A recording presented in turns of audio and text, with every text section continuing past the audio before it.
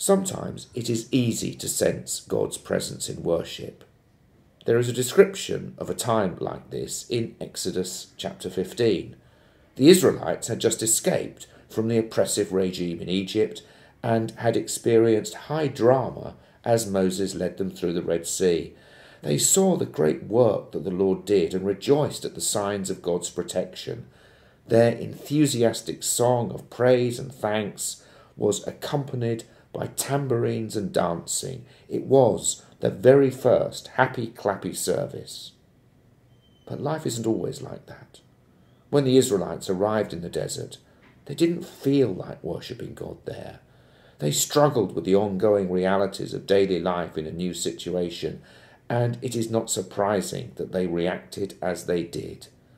Grumbles and complaints like theirs are classic symptoms of what is sometimes called culture shock, the stresses that understandably occur when people have to adapt to new surroundings, bereft of a known way of life, while simultaneously working out how to manage unfamiliar situations. But God was already there in the desert and welcomed them generously, just as they were. Manna was a completely unexpected gift, totally unplanned by them. All of them received God's generosity, not just a select few. As a whole community, the Israelites were delivered from Egypt and fed in the desert, and this story became part of their salvation history.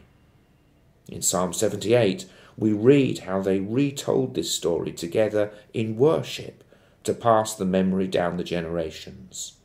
In John chapter 6, Jesus too remembered this story and used it to talk about the gift that he brings to us. Whether the service is a Eucharist or not, meeting in worship can be a time when we are reminded of God's continuing welcome to his people and of all that God has done to make that welcome possible. When we worship, we retell the story of our faith. We remind ourselves of all the ways God has met with us. We bring to God our hopes and needs, our joys and fears. God is our gracious host. God doesn't just welcome everyone, he welcomes everything about us.